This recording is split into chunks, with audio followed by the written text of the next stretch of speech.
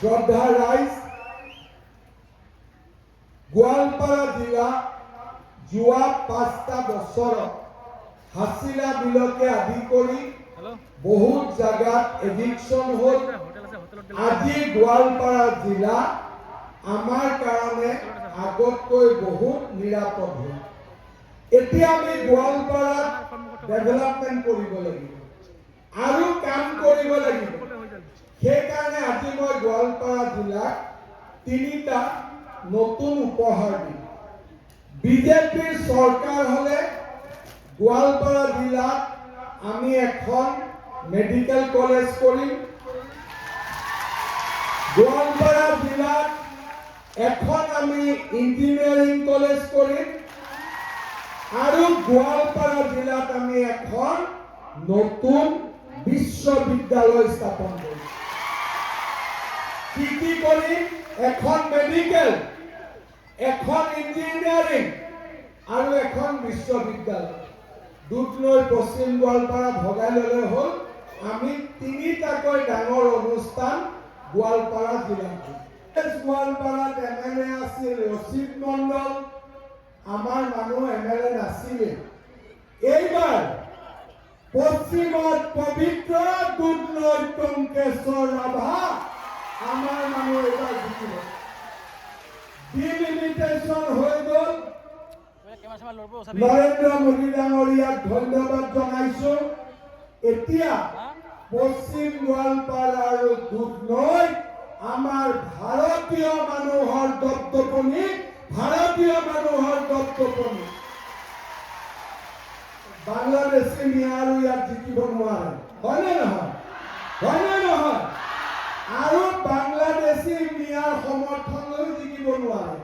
এতিয়া জিকিব লাগিব ৰাভাৰ সমৰ্থনত, বড়োৰ সমৰ্থনত, অসমীয়া ভাষীৰ সমৰ্থনত, বঙালীৰ সমৰ্থনত, কোচ ৰাজবংশীৰ সমৰ্থনত, দাস কলিতাৰ সমৰ্থনত এতিয়া গোৱালপাৰা জিলা খিলঞ্জীয়া আৰু ভাৰতীয় মানুহৰ দপদপনি চলিব। এতিয়া আগৰ দিন গল।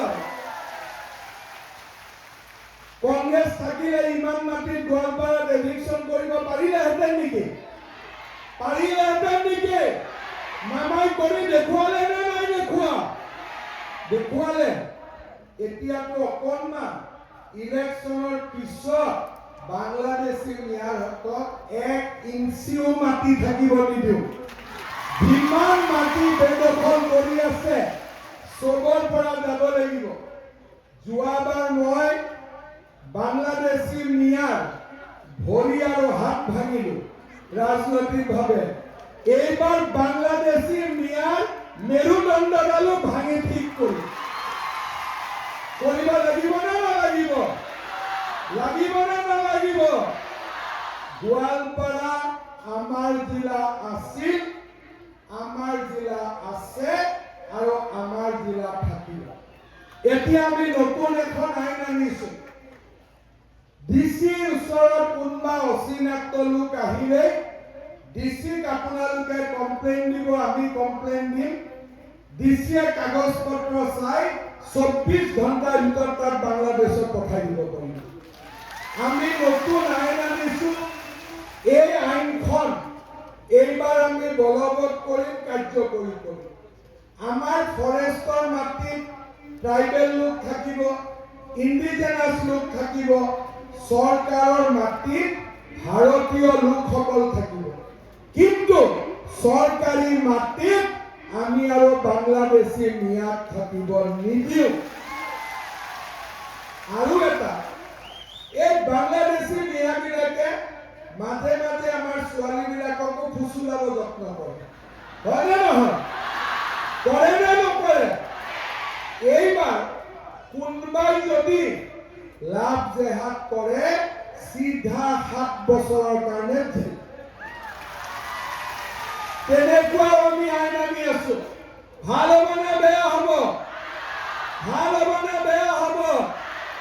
গোৱালপাৰা জিলা বাংলাদেশী মুক্ত কৰিব লাগে নে নালাগে? তাৰ কাৰণে এইবাৰ আমি এটা সুযোগ পাইছো। আগতে জিকাব নোৱাৰো, চেষ্টা কৰিলেও এইবাৰ যোৱাবাৰ দুধনৈতো ভাষণ দি আছে বাংলাদেশী মিয়াৰ সাপোৰ্টত এমএলএ হ'ল পশ্চিমতো পূবতো দুই ৰচিদে হৈ গ'ল জলেশ্বৰত মোল্লাই হৈ গ'ল আমাৰ জাগাই নাথাকিল কিন্তু এইবাৰ আমাৰ জাগা ওলাই গ'ল অলপ আগতে পশ্চিমৰ পৰা আহিছো পবিত্ৰ 40-50 হাজাৰ ভোটত জিকিব টংকেশ্বৰ ৰাভাও 50 হাজাৰ ভোটত জিকিব লাগিব জিকিবনে নিজিকে জিকাব পাৰিম নে নোৱাৰিম আমাৰ শৰীৰতো অসম আৰু ভাৰতৰ তেজ আছে আমি এইবাৰ বাংলাদেশী বিলাকক বুজাব লাগিব যে তহঁতৰ তেজতকৈ আমাৰ তেজ বেছি গৰম হয়